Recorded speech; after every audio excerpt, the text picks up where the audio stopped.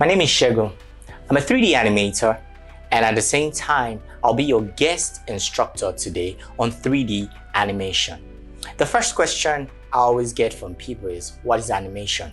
Well, a lot of people think animation happens when someone just takes a click of the button and voila, they have a 3D movement of objects. Well, on the contrary, animation doesn't work that way.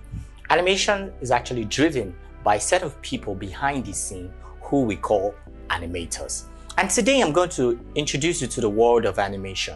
The first question I get from a lot of people is, oh, how can I be an animator? How can I? Well, I won't tell you that animation is something hard that you can't learn. No, but animation has to do with passion, love, and the drive you have for it. Okay, now we want to define what animation basically is.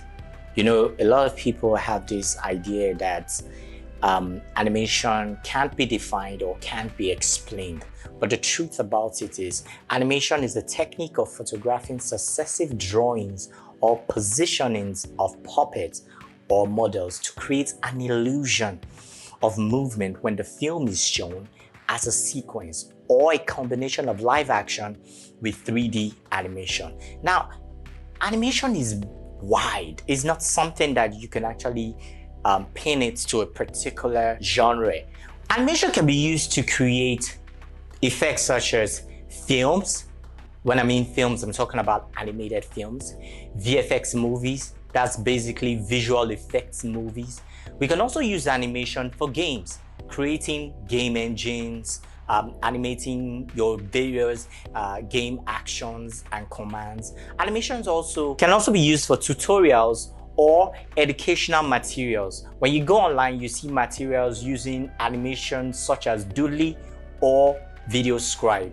And these are also animations. They are not just a piece of drawing and you say, oh, it's drawing, it's not moving. No, it's animation. Now, let's get it simple. Animation on its own has to do with movement, manipulation of characters, digital images, photographic images. And most of the things you use in doing this animation involves the technique called rigging. Rigging is a process whereby you take this animation and you give them these skeletal structures. Now, these skeletal structures enables these puppets or these photographic images to actually move. And the process whereby they move, that's the process you call animation. We cannot talk about animation if we do not know about the origin and history of animation. Now, a lot of people will tell me, oh, this is where it gets boring.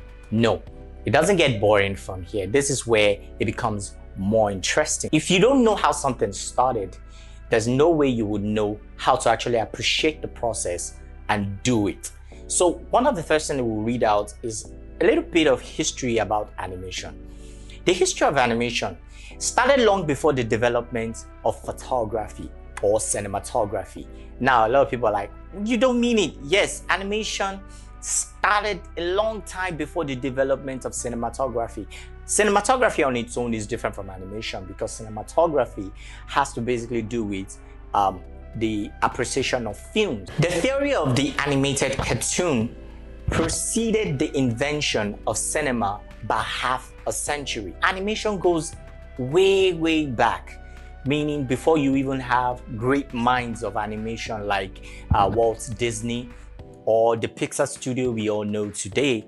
Animation also goes to the point whereby a lot of people, even the early men, they've started trying to use graphic images to actually illustrate certain things. They try to like date most of their actions using these graphic images. And this is also the process of animation. Now we want to talk about types of animation. Now, this is actually a particular phase whereby it's hard to actually tell what particular style, but most of these styles are being defined by their characteristics and what makes them unique from one another. They're like genres in their own different position, but altogether they form animation. And one of them is full animation. What is full animation? Refers to the process of producing high-quality traditional animated films that regularly use detailed drawings and plausible movement, having a smooth animation. What do I mean by this? When we talk about a full-blown animation, what we're talking about is the regular Disney animation that you have Beauty and the Beast, you have a Pinocchio, you have a lot of stories. These are like stories spread out, whereby you watch it like a movie, but it's actually animated. And most of these skills brought into this animation is actually based on maybe drawings. Some of them use 3D techniques to actually carry them out, while others, on the other hand, prefer to use both a 2D technique and a 3D technique. Others might use optical illusions to actually tell their stories in an animated film. But altogether, this is a full animation. The next animation is called limited animation. Well, limited animation involves the use of less detailed or more stylized drawing. And methods of movement, usually a choppy or skippy movement animation. Limited animation uses fewer drawings per second, thereby limiting the fluidity of the animation. This is more economic technique. Pioneered by the artists at the American studio United Productions of America, limited animation can be used as a method of stylized artistic. Now, one thing that stands out from limited animation is that the frames are different. Now, in animation, there's something we call frames, keyframing. Your frames are actually similar to the frames you have on your normal camera. Now, for cameras, you have 24 frames per second or 30 frames per second. A cinema camera, if you're shooting in 4K, that's like at 30 frames per second. But if you're shooting in like your normal 1080p camera, you have your 24 frames per second. Now, this sounds like rocket science, but it's not. What it means is that in a second of a shot, you have 24 frames. That's if you have like a second, before it hits the next seconds, there is 24 frames in between that 1 second. Now, let me take it this way again. Imagine you took your normal regular camera, you lift it up and you just kind of like video something for a second. Now, within that 1 second, you have 24 frames within it. Now, people who are actually more technical and want their animation to have this fluid movement with easy way for them to do blockings, height and weighting, they normally use 30 frames per second. Now, the difference between a 30 frames per second and a 24 frames per second is basically the amount of frames within that second. Now, that's like, now for a limited animation, they might decide to actually come to the point and say, oh, in this particular place, we don't want a 24 frames per second or a 30 frames per second. Let's try and use either 10 frames per second or 8 frames per second. Now, when you do an 8 frames per second, what you just did is you took out the fluidity of the animation in a second. You actually reduced it. So the animation has this stylized movement, like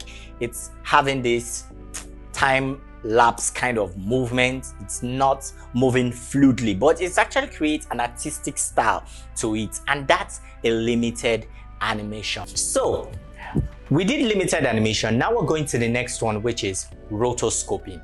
Now, rotoscoping is a technique patented out by Max Fleischer in 1917, where animators trace live action movement frame by frame.